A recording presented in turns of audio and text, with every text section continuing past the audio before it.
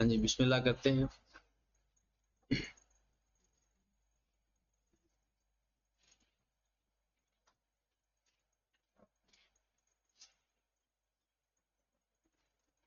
Marginal and absorption cost.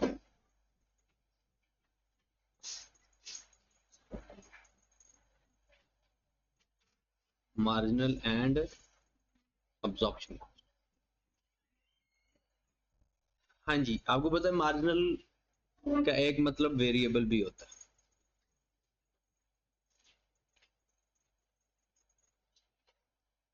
मतलब ये variable data को अलग डील करता है और फिक्स्ड को अलग डील, और जो अब्जॉर्प्शन है ये डील करता है प्रोडक्शन और नॉन प्रोडक्शन। यानी ये इसकी अगर हम बात करें तो ये वेरिएबल को डील करता है।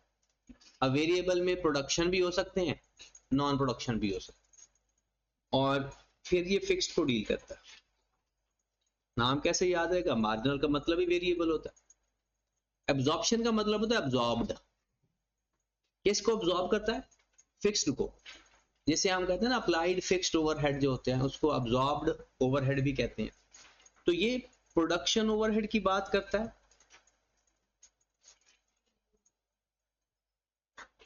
चाहे वो फिक्स्ड हो चाहे वो वेरिएबल हो, और नॉन प्रोडक्शन ओवरहेड की बात करता है।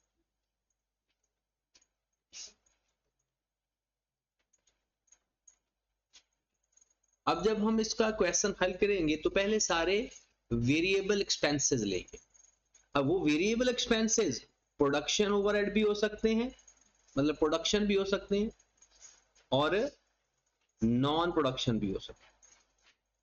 अब नॉन प्रोडक्शन में क्या आते हैं? नॉन प्रोडक्शन में आते हैं सेलिंग एंड एडमिन एक्सपेंस। और फिक्स्ड ओवरहेड में भी प्रोडक्शन ओवरहेड भी हो सकते हैं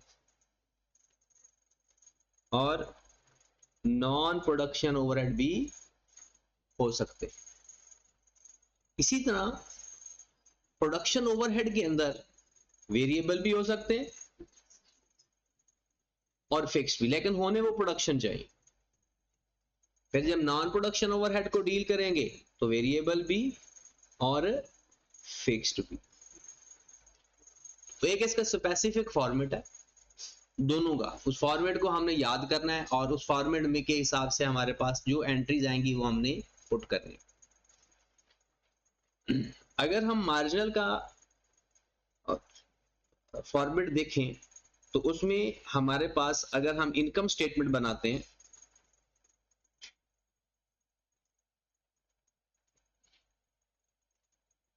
इनकम स्टेटमेंट या एसओपीएल, तो इसमें हमारे पास सबसे पहले आती है सेल्स। हम मार्जिनल की बात कर रहे हैं, सेल्स कभी चेंज नहीं होती।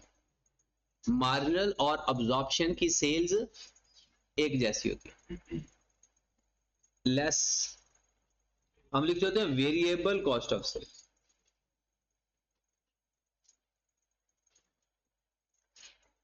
अब वेरिएबल कॉस्ट में क्या क्या कवर होता है? सबसे पहले हम लिखते हैं ओपनिंग स्टॉक, यहां एक कॉन्सेप्ट है। फिर हम इसमें लिख देते हैं एड वेरिएबल के ऊपर हम लिख देते हैं प्रोडक्शन कॉस्ट, और यहां पर हम लिख देंगे वर्किंग नंबर 1।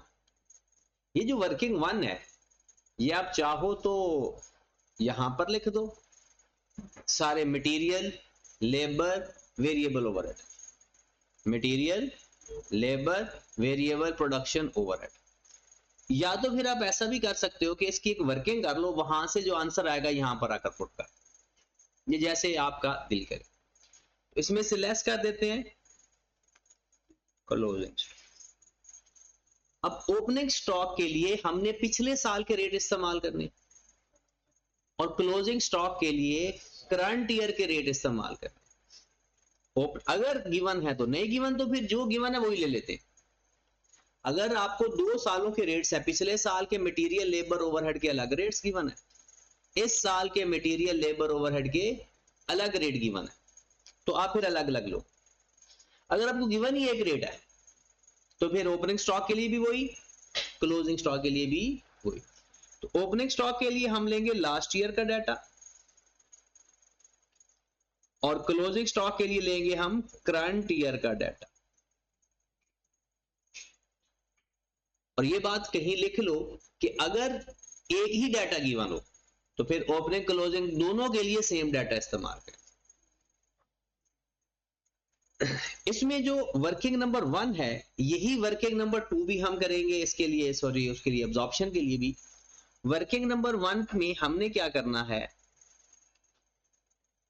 सबसे पहले लिखेंगे मटेरियल, फिर हम लिखेंगे लेबर और फिर हम लिखेंगे वेरिएबल प्रोडक्शन ओवरहेड।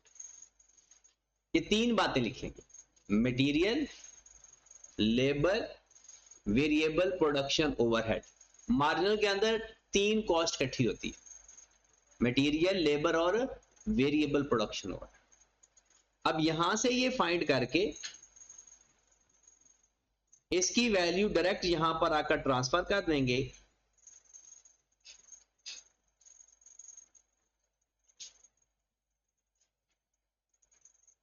तो ये हमारे पास आ जाएगी variable cost of cell.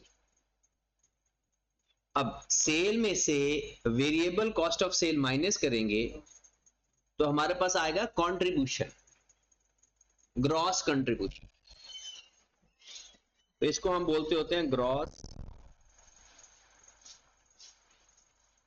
Contribution. Cell में से जहां पर लिख लेते हैं variable cost of sale minus कर देंगे, हमारे पास आ जाएगा ग्रॉस कंट्रीब्यूशन। क्या सारा वेरिएबल डाटा खत्म हो गया? क्योंकि मार्जिनल के अंदर पहले सारा वेरिएबल खर्चा लिखते हैं, चाहे वो प्रोडक्शन हो चाहे वो नॉन प्रोडक्शन हो। तो इसमें से मजीद हम लेस करेंगे वेरिएबल नॉन प्रोडक्शन ओवरहेड, या वो लिखता है सेलिंग एंड एडमिन एक्सपेंस। जो नाम वो इस्तेमाल करेगा ना वही नाम हम लिख लें। हमारे पास आ जाएगा नेट कंट्रीब्यूशन।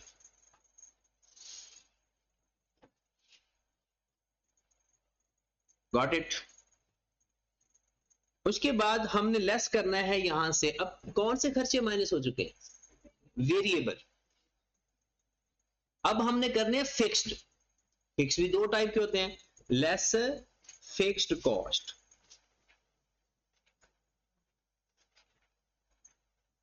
प्रोडक्शन ओवरहेड और सेलिंग एंड एडमिन एक्सपेंस।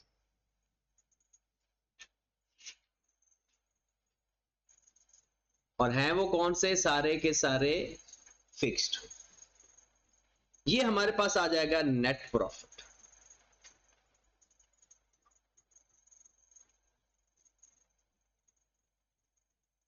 और यहां पर ये चीज इंपॉर्टेंट है, यहां पर फिक्स प्रोडक्शन ओवरहेड कौन से लेने, क्योंकि फिक्स प्रोडक्शन ओवरहेड 3 टाइप के होते हैं, बजटेड, अप्लाइड और एक्चुअल। अगर ये आप बजटेड बना रहे हैं तो यहां पर बजटेड लेंगे, और अगर एक्चुअल बना रहे हैं तो यहां पर एक्चुअल लेंगे। और अगर दोनों में से गिवन ही एक है तो फिर जो गिवन है वही ले लेंगे। मेन ये एक्चुअल का डाटा बनाया जाता है। अगर ये आप सारी स्टेटमेंट बजटेड स्टेटमेंट बना रहे हैं तो यहां पर कौन से लेने हैं? बजटेड। एक्चुअल स्टेटमेंट बना रहे हैं, एक्चुअल। और अगर आपको गिवन ही कोई एक ओवरहेड है तो फिर जो बना रहे हो जो भी गिवन है वो ले ले। ठीक होगी बात? उसके बाद हमारे पास आ जाती है अब्जॉर्प्शन की स्टेटमेंट। अब्जॉर्प्शन की स्टेटमेंट नॉर्मल स्टेटमेंट होती है, जैसे हम नॉर्मल फाइनेंशियल अकाउंटिंग में फाइनल अकाउंट करते हैं। मतलब इसमें हम सबसे पहले सेल्स लिखेंगे, लेस कॉस्ट ऑफ सेल लिखेंगे, यहां पर वेरिएबल कॉस्ट ऑफ सेल नहीं लिखना, यहां पर ओपनिंग स्टॉक लिखेंगे उसी तरह से लास्ट ईयर वाला रेट, इसमें ऐड कर देंगे हम प्रोडक्शन कॉस्ट,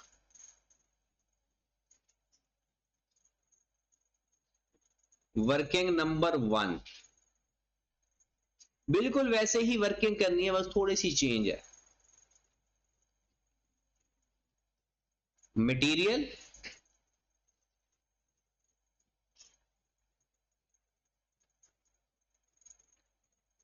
लेबर,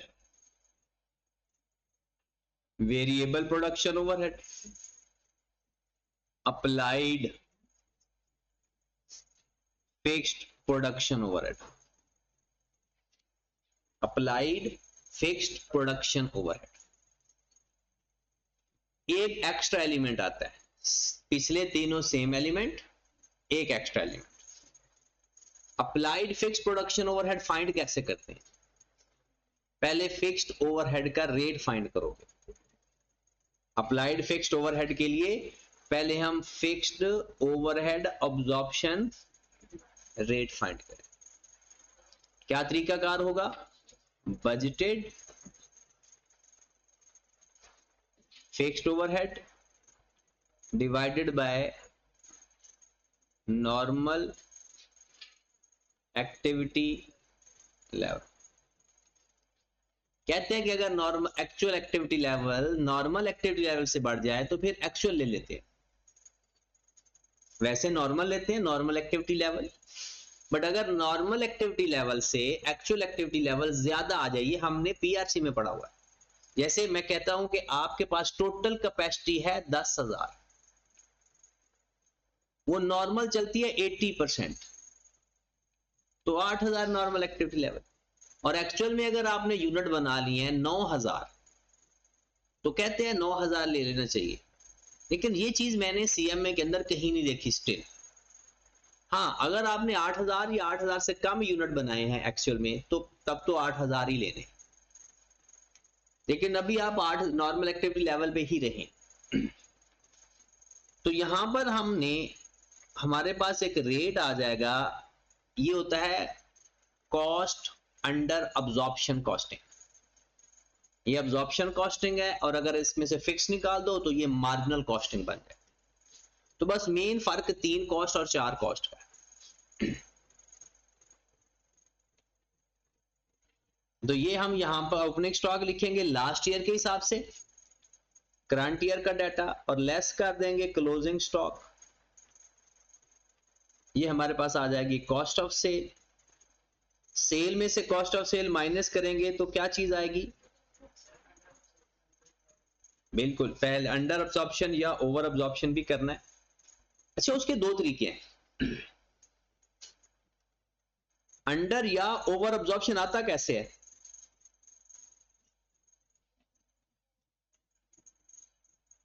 अंडर या ओवर अप्लाइड कैसे आता है? Compare actual fixed overhead with applied.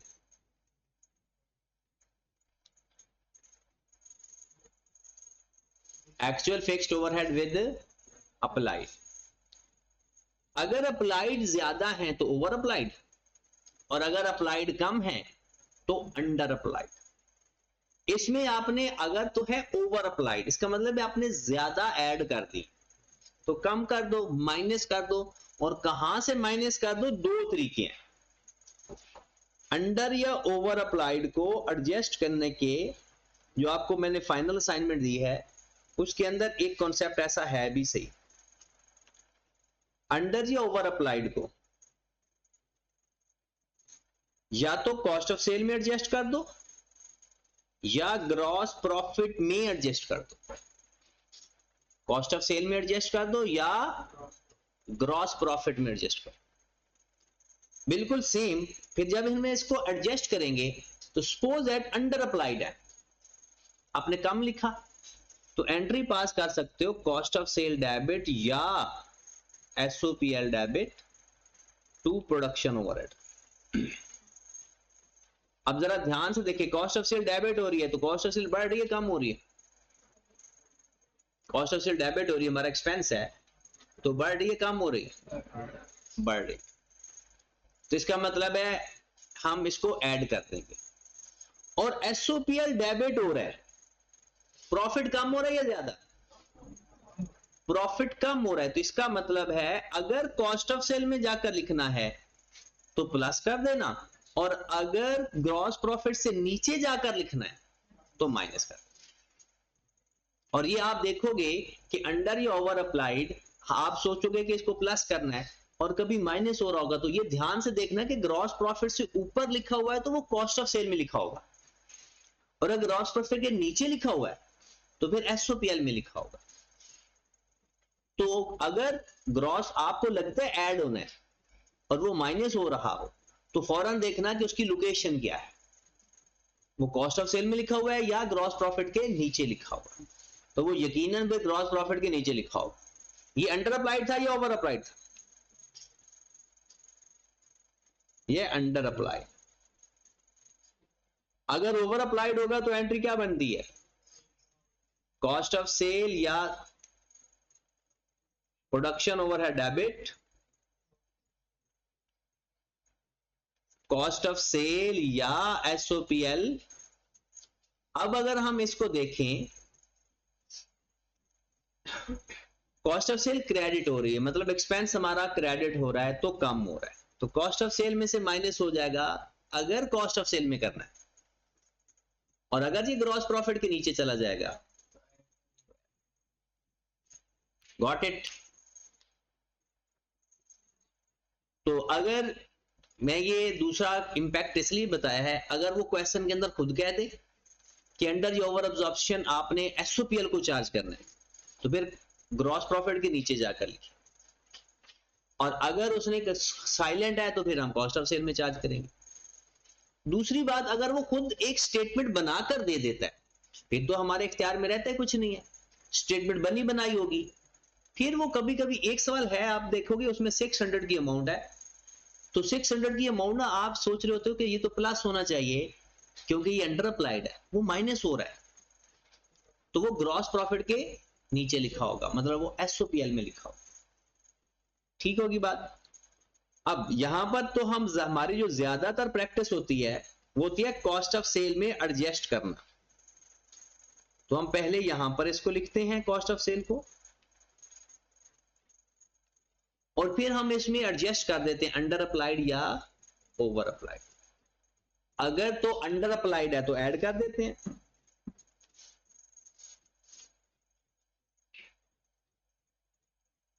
और अगर ओवर अप्लाइड है तो माइनस कर देते हैं, तो ये हमारे पास कॉस्ट ऑफ सेल आ जाती है।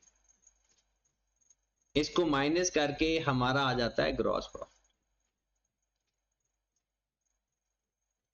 अगर ये दूसरे वाला ग्रॉस प्रॉफिट हम फाइंड करते हैं, ये ऐड करना, अंडर अप्लाइड है तो ऐड करना, कॉस्ट ऑफ सेल में कर रहे हैं ना, अगर हम ग्रॉस प्रॉफिट के नीचे लिखते तो यही अमाउंट माइनस कर देते। नेट प्रॉफिट पे कोई फर्क नहीं पड़ता, क्योंकि नेट प्रॉफिट में तो यानी एक्सपेंस बढ़ा दो या प्रॉफिट कम कर दो, एक ही बात है। अभी हमारे कौन से खर्चे सारे एडजस्ट हो गए? सारे प्रोडक्शन वाले सारे हो गए, चाहे वो वेरिएबल थे चाहे वो फिक्स थे। इसमें हमने फिर लेस कर देना है non production overhead, selling and admin, चाहे वो वेरिएबल है, अलग अलग गिवन है तो अलग अलग करके माइनस कर दो।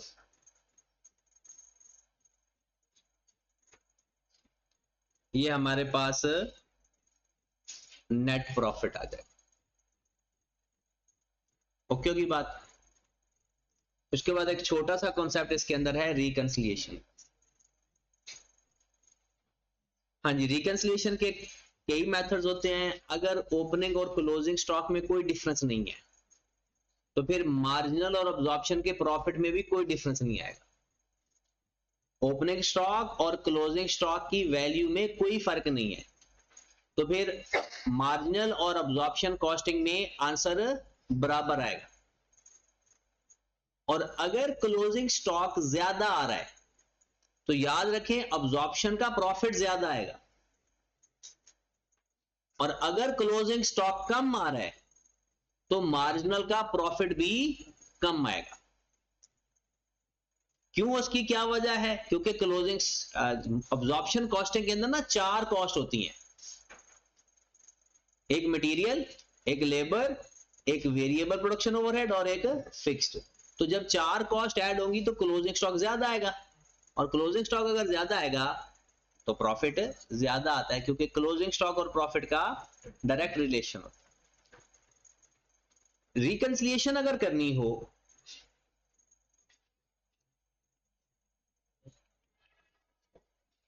reconciliation between profit under marginal and absorption,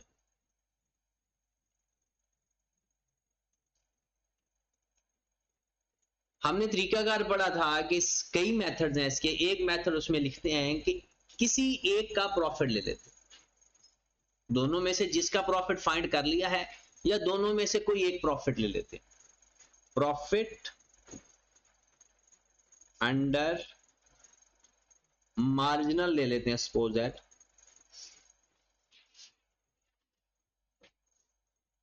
जो मार्जिनल के थ्रू प्रॉफिट आ रहा है वो ले लेते। अब क्या करेंगे, इसका क्लोजिंग स्टॉक माइनस कर देंगे, किसका? मार्जिनल का। जो भी प्रॉफिट लोगे उसका क्लोजिंग स्टॉक माइनस कर, बस ये एक बात याद रखने, सारा हो जाएगा। अब्जॉर्प्शन का लेंगे तो अब्जॉर्प्शन का क्लोजिंग स्टॉक माइनस कर देना, और अगर मार्जिनल का लेंगे तो मार्जिनल का क्लोजिंग तो लेस कर देंगे। Closing stock under marginal costing. फिर क्या करेंगे भला, add opening stock under marginal cost, फिर ऐड कर देंगे closing stock under absorption cost, और लेस कर देंगे opening stock under absorption cost. हमारे पास प्रॉफिट आ जाएगा अंडर अब्जॉर्प्शन कॉस्ट।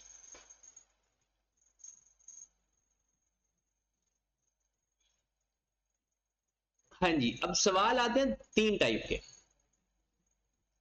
एक टाइप ऑफ क्वेश्चन है कि सिंपल क्वेश्चन, एक है कि वो मार्जिनल या अब्जॉर्प्शन से एक प्रॉफिट स्टेटमेंट बना के दे देगा और हमें कहेगा कि आप स्टेटमेंट बनाओ दूसरे मेथड से। तो बस हम ये देखेंगे कि अगर पहले 4 कॉस्ट प्लस हुई हुई हैं तो एक माइनस करके सवाल हल करेंगे, और अगर 3 है तो ऐड करके कर देंगे चौथी कॉस्ट।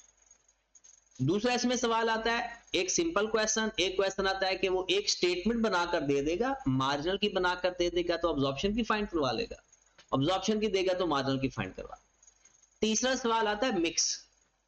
वो मिक्स सवाल इसका प्रोसेस अकाउंट के साथ भी आ सकता है, इसका मिक्स क्वेश्चन वेरिएंस के साथ भी आ सकता है। मतलब वो कहेगा जी ये काम भी करके दे दें और वेरिएंस भी फाइंड करके दे। तो सबसे पहले हम एक क्वेश्चन करते हैं जो लास्ट अटेम्प्ट में आया, लास्ट अटेम्प्ट में तो इसका सवाल नहीं आया, जो ऑटम 24 में आया था। पहले भी शायद क्वेश्चन ये किया हुआ है, और अगर नहीं किया हुआ तो फिर एक दफा देख लो। 19 नंबर का ये पेपर में सवाल है, 2 नंबर की रिकंसिलिएशन और 17 मार्क्स का मार्जिनल और अब्जॉर्प्शन कॉस्टिंग से स्टेटमेंट बनानी है। सॉरी, फ्रेम लिमिटेड,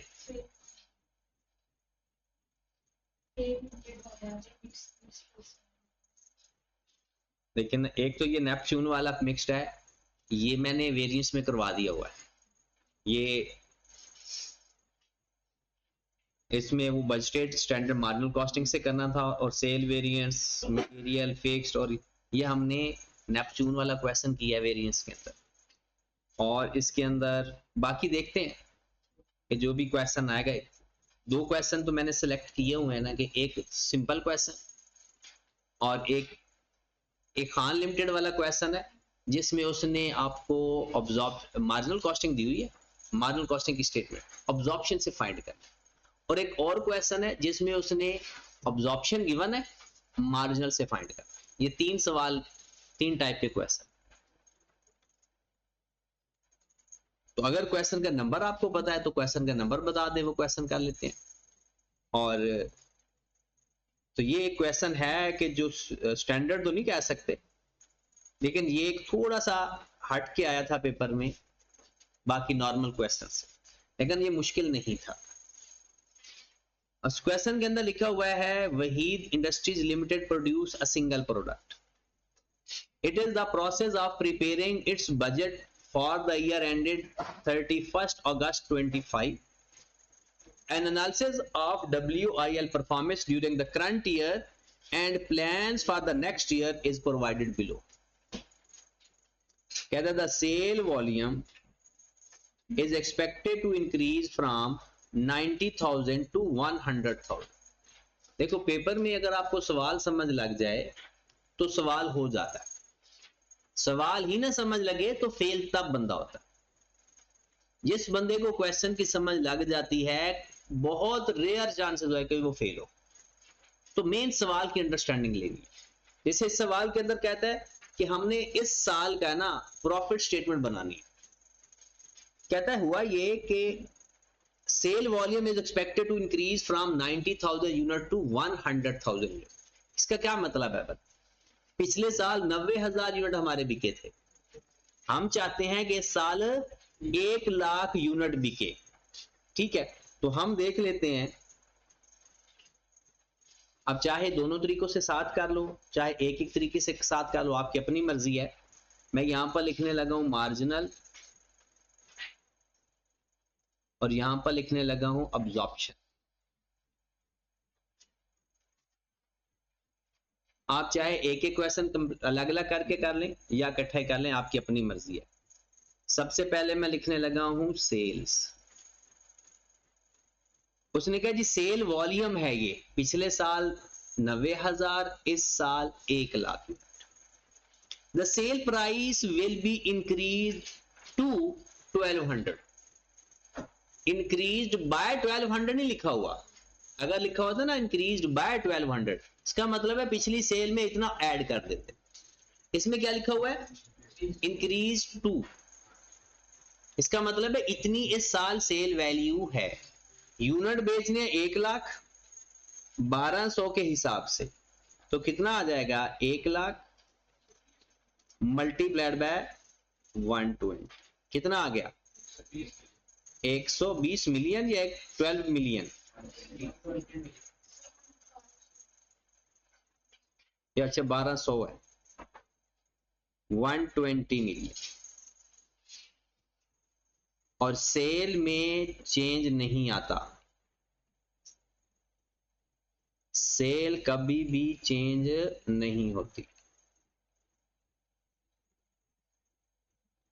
इसमें हम लेस कर देंगे, मार्जिनल के लिए हम लिखेंगे वेरिएबल कॉस्ट ऑफ सेल,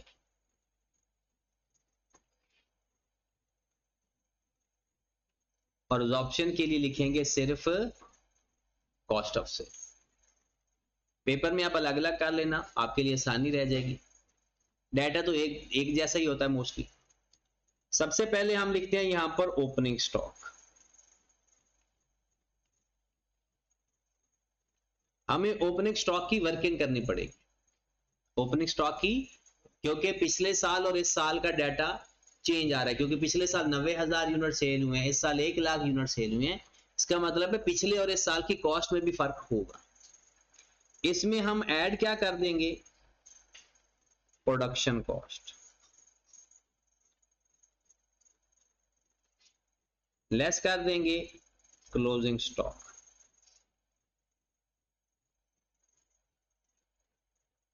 हाँ जी, सबसे ज्यादा इंपॉर्टेंट वर्किंग वन हो, सबसे ज्यादा। तो आए जरा वर्किंग नंबर 1 सीखते हैं।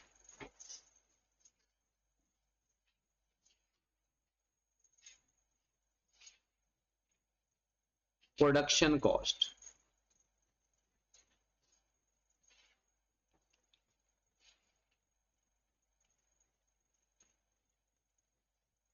हाँ जी, प्रोडक्शन कॉस्ट के अंदर सबसे पहले हम लिखेंगे मटेरियल।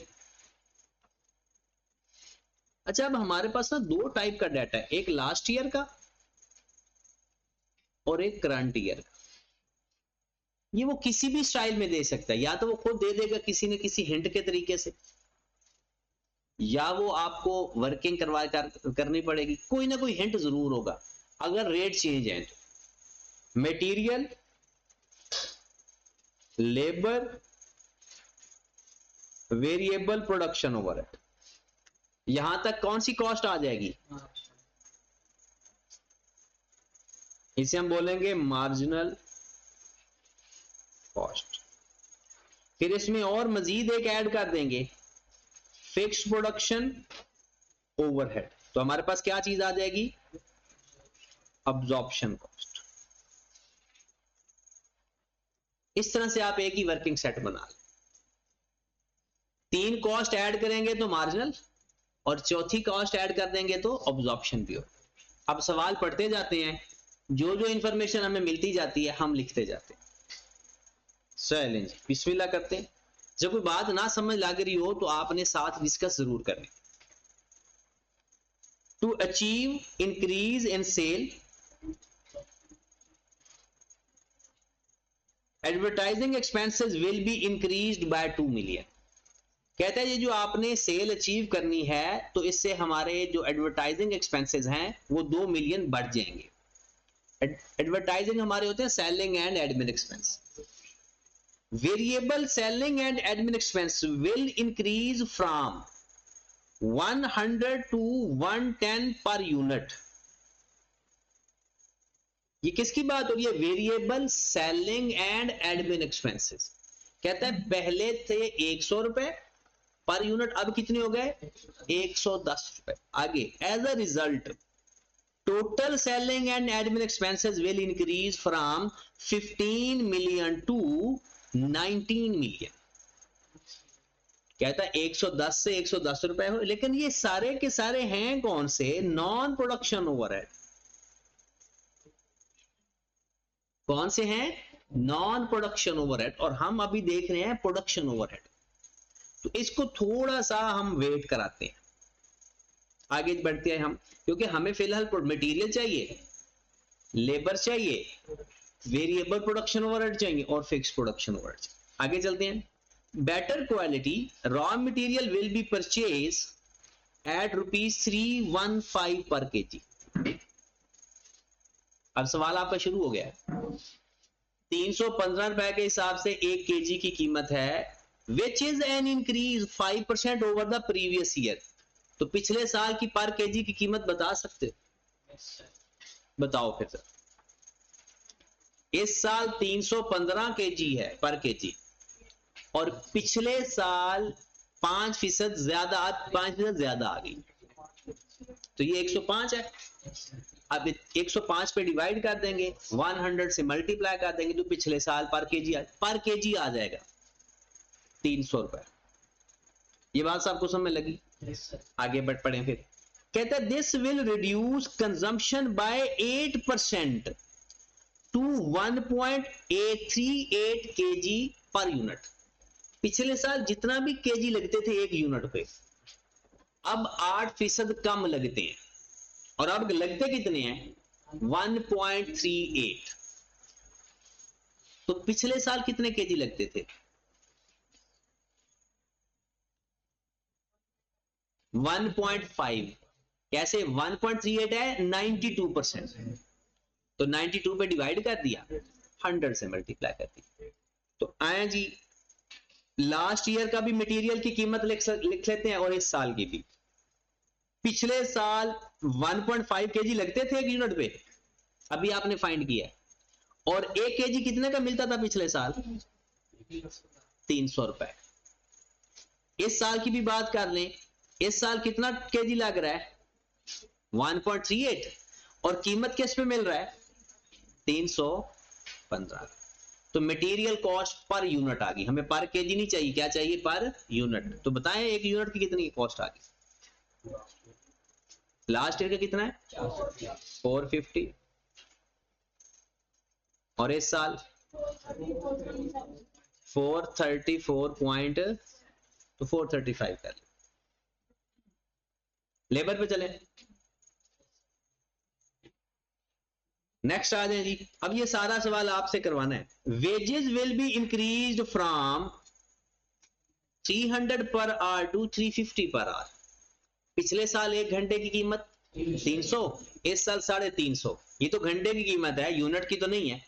आगे देखते हैं। The labor union has assured that this incentive will help improve the efficiency and reduce labor time from 1 hour to 0.9 per hour per unit। पहले 1 घंटा लगता था 1 यूनिट बनाने के लिए, और अब 0.9 लगते हैं। तो पिछले साल कितने पैसे देते थे? 300 रुपए। इसका मतलब है पिछले साल 300 रुपए देते थे और 1 घंटे में काम हो जाता था, 300 रुपए पर यूनिट। और इस साल कितने पैसे दे रहे हो? 350। और टाइम कितना लग रहा है? 300।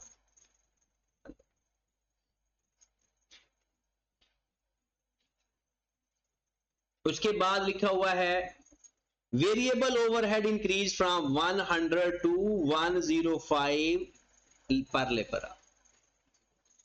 पिछले साल 100 रुपया था 1 घंटे का रेट, और अब कितना है? 105।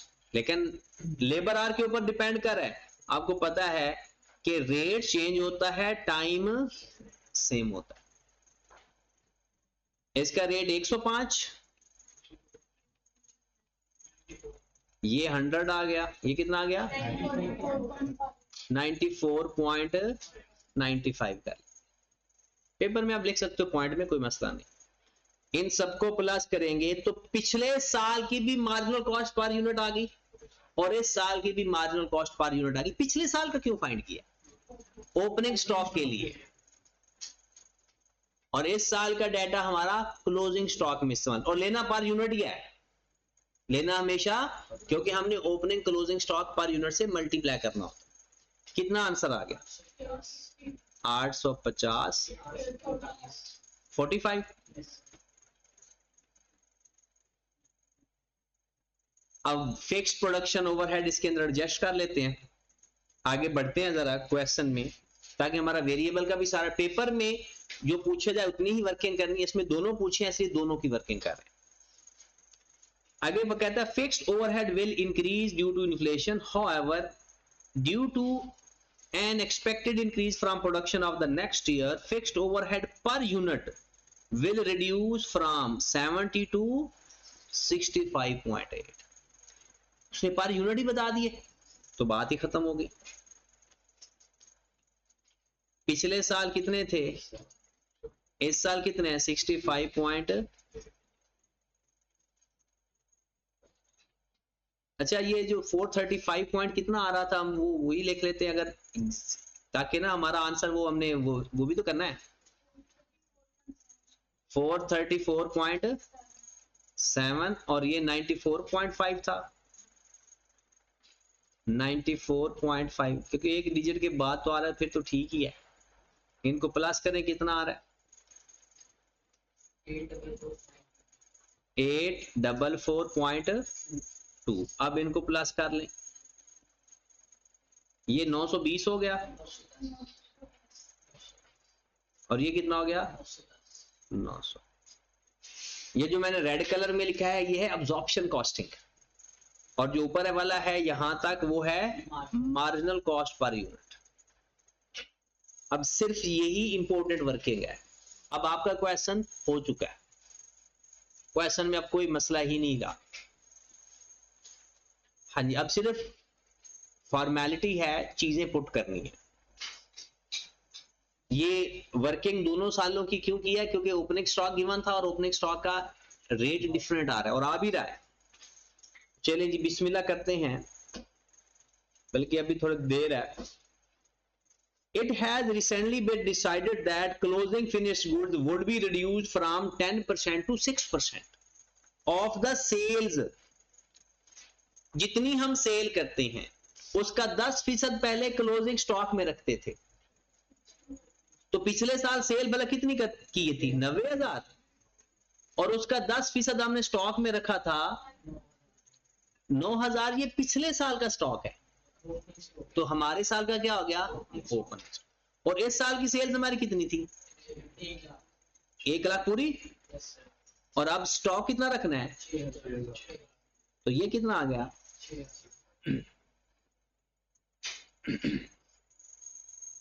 ओके की बात। ओपनिंग स्टॉक भी आ गया, क्लोजिंग। अब पर यूनिट कॉस्ट भी हमने फाइंड की हुई है। हाँ जी, अब हम फाइंड करने लगे हैं ओपनिंग स्टॉक मार्जिनल के लिए। ओपनिंग स्टॉक 9,000 था, मल्टीप्लाइड बाय, किससे मल्टीप्लाई करेंगे? मार्जिनल कॉस्ट पर यूनिट से। पिछले साल की मार्जिनल कॉस्ट पर यूनिट कितना था? 850। और अब्जॉर्प्शन कॉस्टिंग में क्लोजिंग स्टॉक, ओपनिंग स्टॉक हमारा था 9,000 और मल्टीप्लाई करेंगे पिछले साल की अब्जॉर्प्शन कॉस्टिंग के साथ। अब्जॉर्प्शन कॉस्टिंग कितनी थी? ये बात समझ लगी? ओपनिंग स्टॉक के यूनिट्स को ओपनिंग स्टॉक की वैल्यू से मल्टीप्लाई किया, और अगर मार्जिनल कॉस्टिंग में थे तो मार्जिनल कॉस्ट पर यूनिट से 3 कॉस्ट को प्लस करके मल्टीप्लाई किया, और अगर अब्जॉर्प्शन कॉस्टिंग में है तो 4 कॉस्ट को प्लस करके मल्टीप्लाई किया। मार्जिनल कॉस्टिंग में 3 कॉस्ट को प्लस किया, अब्जॉर्प्शन कॉस्टिंग में 4 वैल्यू को प्लस किया। ये था opening stock. During the year आपने कितने यूनिट बनाए? ड्यूरिंग द ईयर आपने कितने यूनिट प्रोड्यूस किए? चलो जरा मैं आपको बता देता हूं। ओपनिंग स्टॉक में 9,000 है, क्लोजिंग स्टॉक में 6,000 है, 1 लाख यूनिट सेल किए, तो बनाए कितने? फार्मूला आता है? हमने यूनिट प्रोड्यूस फाइंड करने हैं, सेल कितने की हैं? 1 लाख।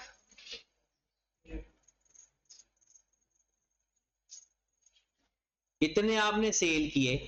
क्लोजिंग स्टॉक में कितने रखे हुए हैं?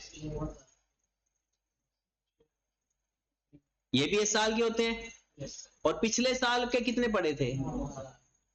इसका मतलब है इस साल आपने 97,000 यूनिट्स प्रोड्यूस किए। और ये वर्किंग यूनिट वाली तो आती है। कभी वो प्रोडक्शन यूनिट हमसे फाइंड करवा लेगा, कभी वो यूनिट सोल्ड फाइंड करवा ले। तो लिखिएगा जरा, आपने बनाए 97,000 यूनिट, मल्टीप्लाइड बाय किस कॉस्ट से मल्टीप्लाई करोगे? करंट की मार्जिनल कॉस्ट। मार्जिनल कॉस्ट 8, और क्लोजिंग स्टॉक में कितने यूनिट पड़े हुए हैं, और उसको कैसे मल्टीप्लाई करेंगे? क्लोजिंग स्टॉक का रेट करंट रेट होता है, ओपनिंग स्टॉक का रेट पिछले साल का होता है।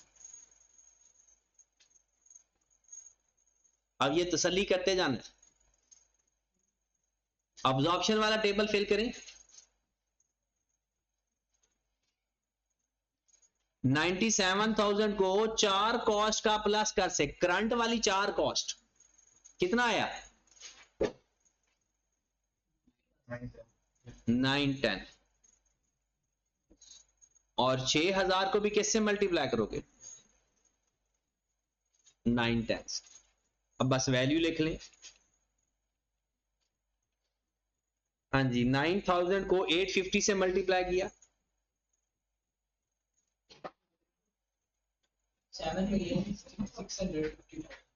9,000 को 850 से मल्टीप्लाई किया, 7,650। इसमें प्रोडक्शन 97 को 844.2 से मल्टीप्लाई करो, 8188 7400। 6,000 को मल्टीप्लाई करेंगे 844.2 से, 5065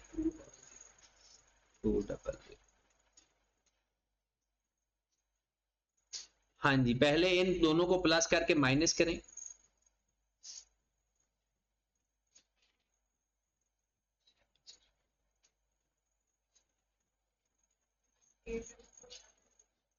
कॉस्ट ऑफ सेल फाइंड बताइए। 8 8 7 2 2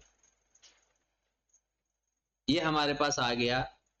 अगर इसको 12 मिलियन में से माइनस करते हैं, उसको बाद में देखते हैं, इसको अगर 12 मिलियन में से माइनस करते हैं तो हमारे पास जो आंसर आएगा उसका नाम क्या होगा बता? Gross contribution.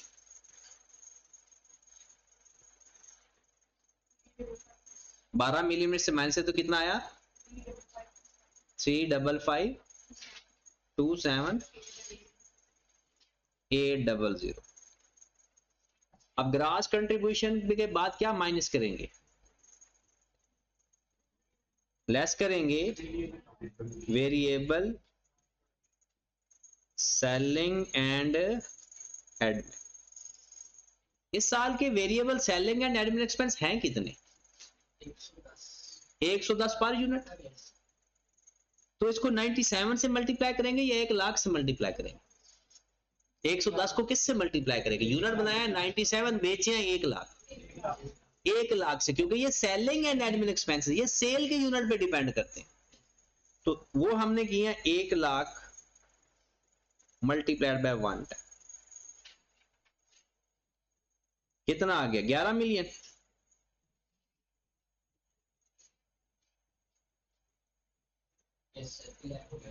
Net contribution.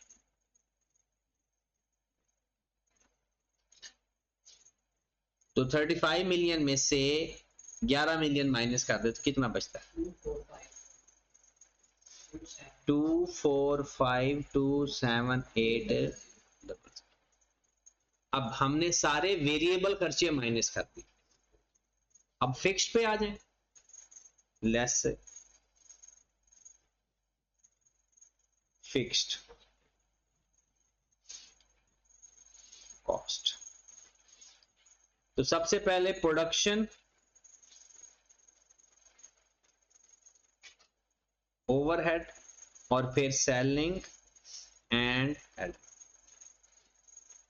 सबसे पहले प्रोडक्शन ओवरहेड उसने पर यूनिट बताए हुए हैं, इसके अलावा और कोई नहीं बताया।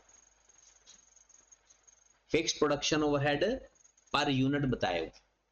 इसका मतलब यह है कि पिछले साल तो 70 थे, हम तो इस साल का बना रहे हैं। इस साल कितना है? 65.8। अब दूसरी बात, इसमें एक्चुअल और अप्लाइड कोई अलग अलग नहीं बताया। एक ही फिक्स ओवरहेड का हिंट है और वो उसने पर यूनिट रेट दिया हुआ है। तो क्या करेंगे? हाँ जी, कितने यूनिट बनाए आपने? 97 मल्टीप्लाइड बाय 65. कितनी अमाउंट आ गई? 638,260। सेलिंग एंड एडमिन एक्सपेंसेस उसने कितना कहा है कि आपके एक्सपेंस 15 मिलियन से कितने हो गए? 19 मिलियन टोटल हुए हैं। 19 मिलियन टोटल हुए हैं, उसमें 11 मिलियन तो वेरिएबल है। इसका मतलब है 11 मिलियन इसमें से निकाल देते हैं। टोटल 19 मिलियन है इस साल के, जिसमें से 11 मिलियन हमने माइनस कर दिए जो कि वेरिएबल है उसमें से, तो बाकी 8 मिलियन ये आपके पास प्रॉफिट आ जाएगा। Net profit 101,452। ये पहले इस मार्जिनल की अंडरस्टैंडिंग डेवलप करें।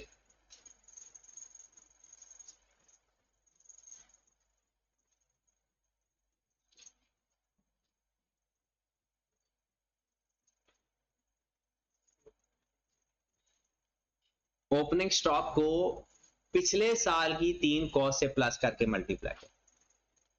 क्लोजिंग स्टॉक और प्रोडक्शन को इस साल की 3 कॉस्ट लेनी। इसी तरह से अब अब्जॉर्प्शन पे जाते हैं तो 4 कॉस्ट लेनी है। ये 7 कॉस्ट गिवन भी है इसकी।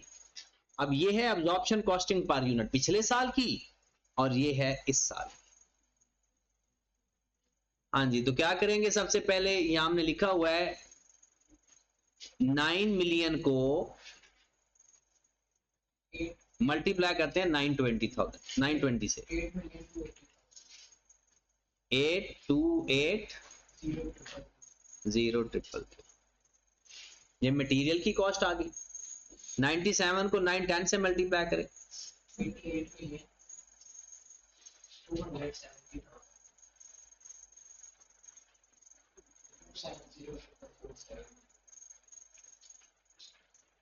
2700000।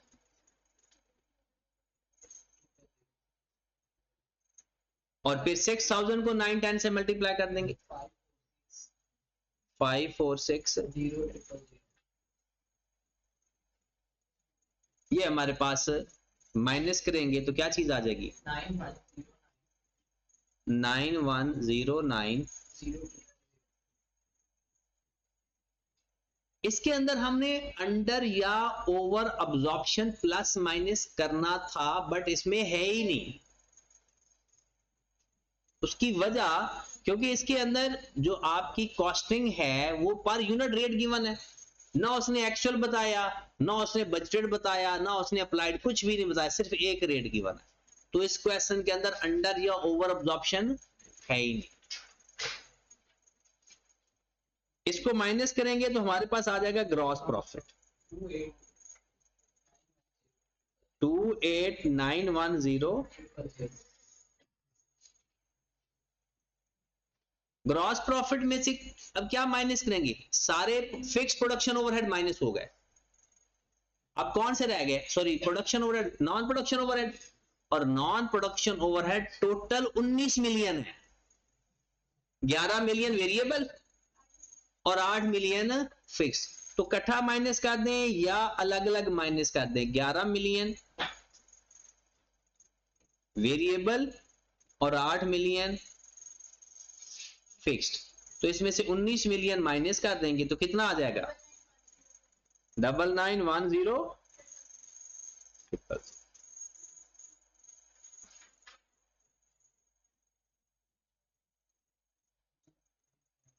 हाँ जी,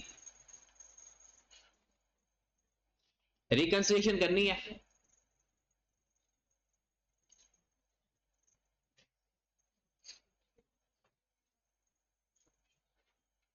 हाँ जी, रिकंसिलिएशन में देखो, फिर किसी एक का प्रॉफिट ले लो, जिसका मर्जी ले लो।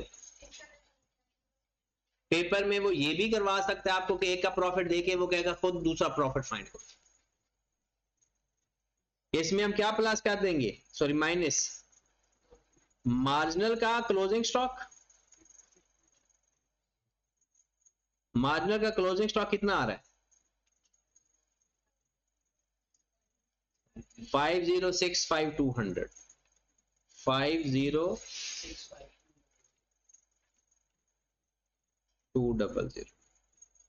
फिर इसका ही ओपनिंग स्टॉक प्लस कर दो,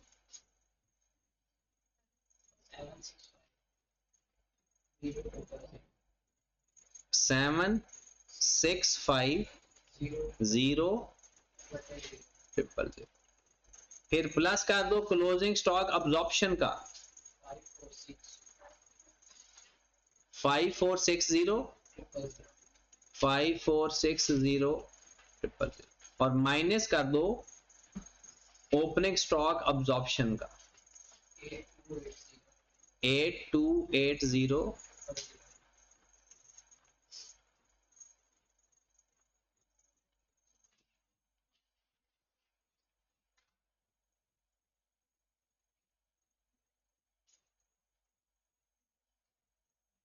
9910,000। Yes.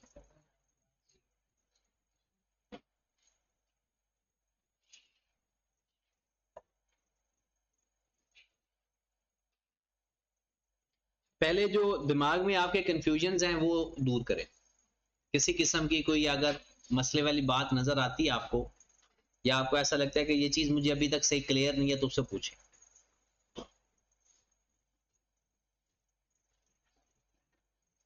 इसका क्वेश्चन नंबर 9 देखें।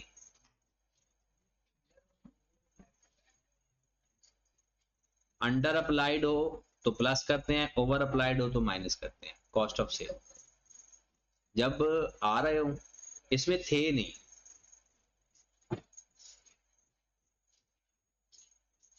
क्वेश्चन नंबर 10 देखें। ये वैसे तो आसान क्वेश्चन है। मार्जिनल का प्रॉफिट गिवन हो तो ये ज्यादा आसान होता है, और अब्जॉर्प्शन का गिवन हो तो थोड़ा सा टेक्निकल, मुश्किल तो नहीं कहते उसे, टेक्निकल कह सकते।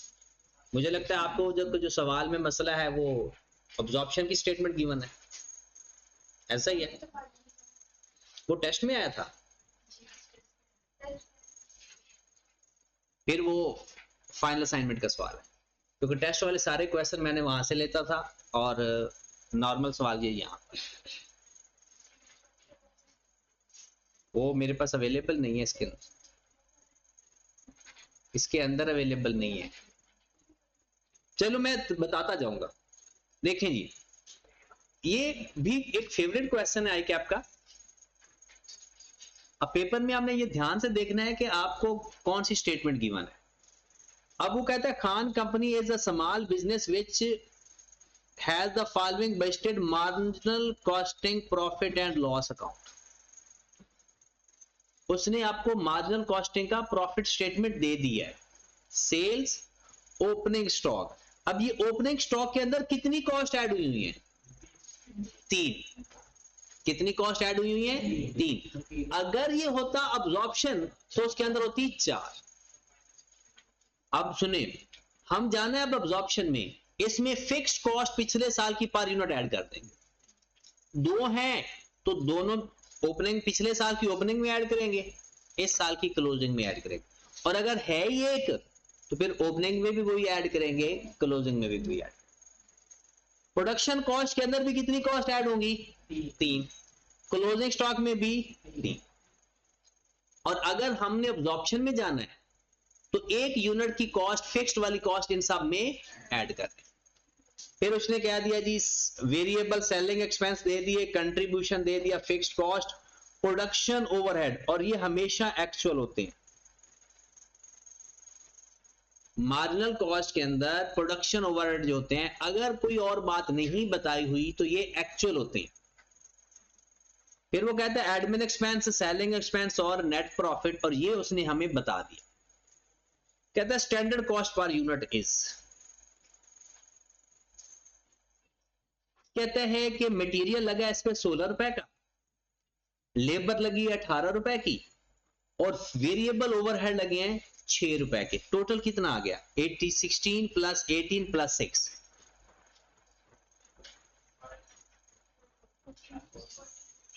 40। ये मार्जिनल कॉस्ट पर यूनिट है या अब्जॉर्प्शन कॉस्ट पर यूनिट है? Marginal cost per unit. Budgeted selling price per unit is 60। Sale price per unit भी आ गई। कहते हैं the company normal level of capacity is 4000, it has budgeted fixed cost is 8000।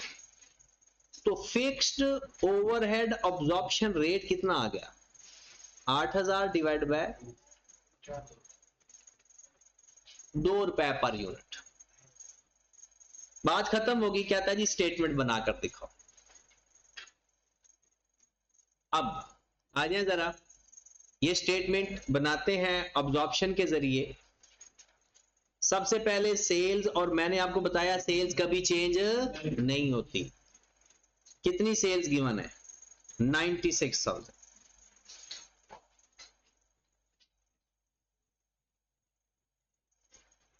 एक unit कितने रुपए का है? 60 रुपए का। ये उसने नीचे लिखा हुआ।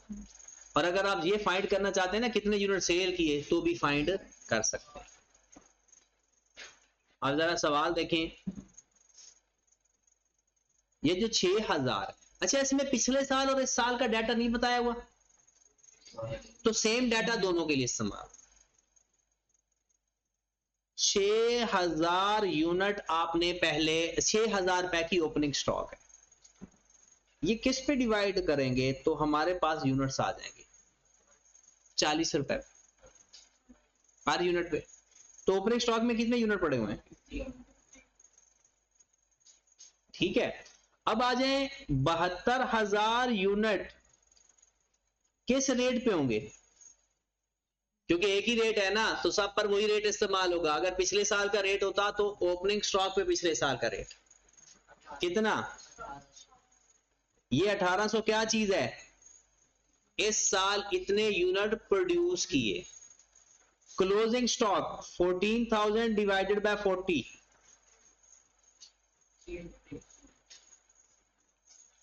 ये आपके पास ओपनिंग स्टॉक के यूनिट आ गए, यूनिट प्रोड्यूस आ गए, और क्लोजिंग स्टॉक के यूनिट आ गए।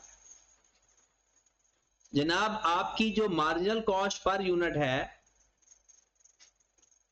वो है 40 रुपए, इसमें ये 2 ऐड कर देंगे तो ये हो जाएगी 42, तो ये क्या चीज है, अब्जॉर्प्शन कॉस्टिंग। अब हर यूनिट को अब्जॉर्प्शन कॉस्टिंग से मल्टीप्लाई कर, सेम एज इट इज। अगर ये होता अब्जॉर्प्शन तो उसमें से 2 माइनस करते जाते, क्या होता है, टोटल जो कॉस्ट होती उसमें fixed overhead absorption rate per unit minus कर देते। पर यूनिट के हिसाब से देख लो, टोटल के हिसाब से देख लो, ये आपकी अपनी मर्जी। अब देखिए, less cost of sales, opening stock 150 unit है, अब किससे मल्टीप्लाई होंगे, 42 से। प्रोडक्शन कॉस्ट 1800 यूनिट 42 के। क्लोजिंग स्टॉक 350 यूनिट, ये मैक्सिमम, इसमें कोई ट्रिक होता तो पिछले साल का डाटा दिया होता तो ओपनिंग स्टॉक के यूनिट पिछले साल के साथ मल्टीप्लाई करते, कितना आ गया ये 6300, 1800 को 42 से मल्टीप्लाई किया, और क्लोजिंग स्टॉक कितना आ गया 700। ये हमारे पास कॉस्ट ऑफ सेल आ गई।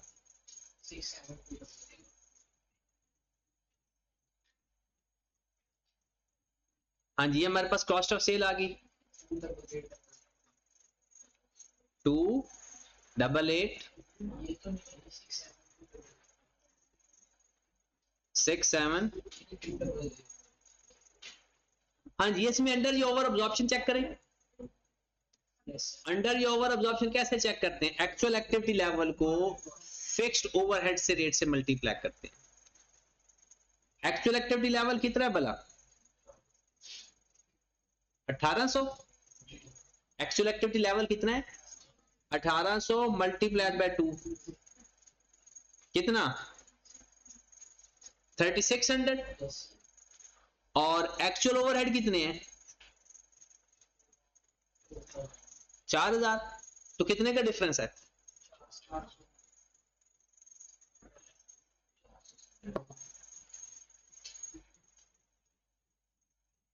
क्वेश्चन ने ये है फिक्स्ड प्रोडक्शन ओवरहेड 8000, ये जो इसके अंदर गिवन होते हैं ना मार्जिनल कॉस्टिंग के अंदर, ये होते हैं एक्चुअल फिक्स्ड ओवरहेड। तो fix actual fixed production overhead है 8000, और हमने 1800 को 2 से मल्टीप्लाई करके ऐड किया तो कितना किया हुआ है 3600। अप्लाइड है 3600 और एक्चुअल है 8000, तो अंडर अप्लाइड है ये ओवर अप्लाइड, अंडर अप्लाइड है ये ओवर अप्लाइड, अंडर अप्लाइड, क्योंकि आपने कितने अप्लाई किए हुए हैं, क्योंकि आपने तो 1800 को 2 से मल्टीप्लाई किया ना, अप्लाइड एफर्ट्स कितने आ रहे हैं 3600, और एक्चुअल ओवरहेड कितने हैं 8000, तो अंडर अप्लाइड ऐड कर दो, अंडर अप्लाइड 6400 44। ये आपकी कॉस्ट ऑफ सेल। कितनी आ गई कॉस्ट ऑफ सेल? 71,000। ये आपके पास आप gross profit 96,000 minus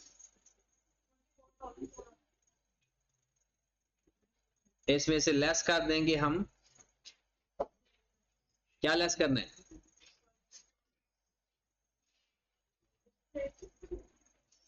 production overhead सारे माइनस हो गए। अब non production overhead, non production overhead उठा लें यहां से। 6400 एक, 7200, 2400, ये सारे नॉन प्रोडक्शन है। तो 6400 variable selling and admin,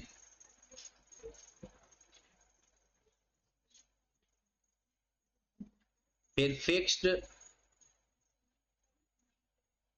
admin 7200, और एक और भी है 2400। ये आपके पास नेट प्रॉफिट आ जाए 84। क्रॉस चेक करना चाहते हो तो कर लो।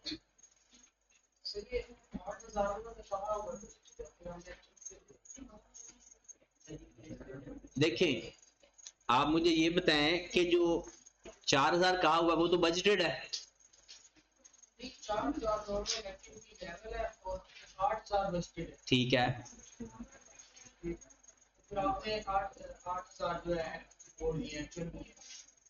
अच्छा, देखें, जब यहां पर जो गिवन होते हैं ना, यहां पर कौन से गिवन होते हैं? एक्चुअल। मार्जिनल कॉस्ट के अंदर अगर कोई फिक्स्ड ओवरहेड गिवन हो गए तो वो कौन से होते हैं? एक्चुअल। इस क्वेश्चन के अंदर आपके एक्चुअल और बजटेड सेम है। एक्चुअल भी वही है, बजटेड भी वही है इस क्वेश्चन के अंदर। देखें, जब आप लोग यहां पर मार्जिनल कॉस्टिंग करते हो ना, अगर यहां पर एक्चुअल लिखा होता तो ये एक्चुअल होता, यहां पर बजटेड लिखा हुआ है तो ये बजटेड है। अगर मार्जिनल कॉस्टिंग के अंदर जो स्टेटमेंट, अगर दोनों में से दोनों अलग अलग होते तो हम देखते कि ये स्टेटमेंट किसकी है, एक्चुअल की है या बजटेड की है। अगर दोनों में से गिवन ही एक होती, जैसे इसमें भी एक ही है ना 8000, तो फिर एक्चुअल भी यही है, बजटेड भी यही। मार्जिनल के अंदर की बात, सिर्फ मार्जिनल। अब्जॉर्प्शन में देखते हैं, अब्जॉर्प्शन में हम लिखते होते हैं अप्लाइड। उसका क्या फार्मूला होता है? Actual activity level multiplied by fixed overhead absorption. इसमें हमारा एक्चुअल एक्टिविटी लेवल कितना था? 1800 यूनिट, और पर यूनिट रेट कितना था? 2 रुपए। तो अप्लाइड एफर्ट्स कितने आ गए? 3600। तो हमारी इस अमाउंट के अंदर 3600 ऐड हैं। क्यों? क्योंकि हमने इसके को 4 कॉस्ट से मल्टीप्लाई करके लिखा है, इसको 42 से मल्टीप्लाई किया है ना। इसका मतलब इसके अंदर फिक्स्ड ओवरहेड ऐड है, और ऐड कितने हैं? 3600। एक्चुअल में कितने हैं? 8000। तो अंडर अप्लाइड है या ओवर अप्लाइड है? क्योंकि ये अप्लाइड है, तो अंडर अप्लाइड है तो हम इसमें ऐड कर देंगे, और अगर ओवर अप्लाइड होते तो यहां पर माइनस कर। क्लियर होगी बात? चलें जी। अब एक क्वेश्चन और आप कह रहे हो, वो यहां पर मेरे पास अवेलेबल, शायद मैं देखता हूं ये सेट कौन सा बनता है, सेकंड बनता है या फर्स्ट बनता है?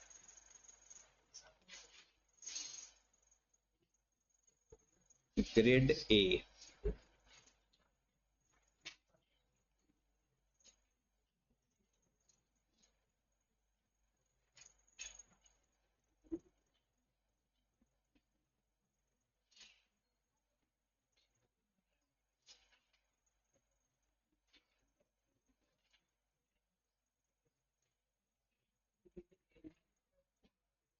है तो ये ग्रेड ए के अंदर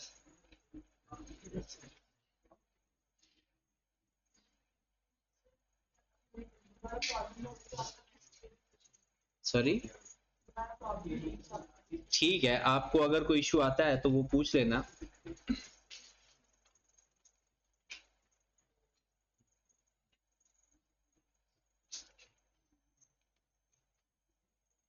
उसमें एक ही प्रॉब्लम वाली बात है जहां तक मुझे याद पड़ता है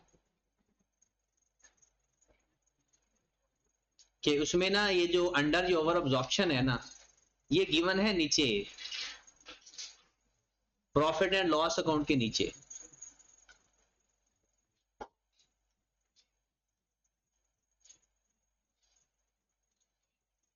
कौन सा क्वेश्चन का नाम क्या है?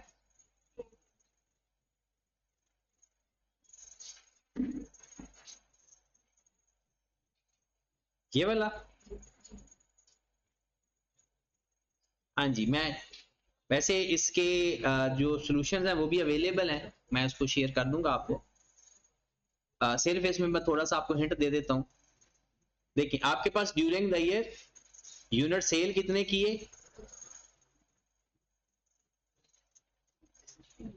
और इस रेट के ऊपर किए, सेल आ गई। Detail of opening and closing work in process, ये हम बनाएंगे इक्विवेलेंट यूनिट्स प्रोसेस अकाउंट वाला, उसी तरह से जैसे हम नॉर्मल बनाते हैं। अब जरा सुन लीजिए, जब हम मटेरियल लेंगे तो मटेरियल के यूनिट्स कौन से लेंगे भला? वो जो इक्विवेलेंट यूनिट्स हैं मल्टीप्लाइड बाय उसका रेट। और लेबर के लिए कौन सा रेट यूनिट लेंगे? जो इक्विवेलेंट यूनिट्स वाले हैं। मतलब हम यहां पर ये आपको बताया ना ओपनिंग क्लोजिंग की परसेंटेज उसने बता दी, हम इक्विवेलेंट यूनिट्स बताएंगे। सपोज दैट मटेरियल के नीचे आ गए 5000 और कन्वर्जन के नीचे आ गए 4000, सपोज कर रहा हूं। तो जब हम मटेरियल की कॉस्ट फाइंड करेंगे ना, 5000 multiplied by material cost per unit, और वो भी बिल्कुल वैसे फाइंड करनी है जैसे हम प्रोसेस अकाउंट में फाइंड करते हैं। याद होगा आपको, इक्विवेलेंट यूनिट्स बनाते हैं, फिर नीचे कॉस्टिंग करते हैं। कॉस्ट में यहां पर सपोज दैट 5 रुपए आता है, यहां पर 4 रुपए आता है।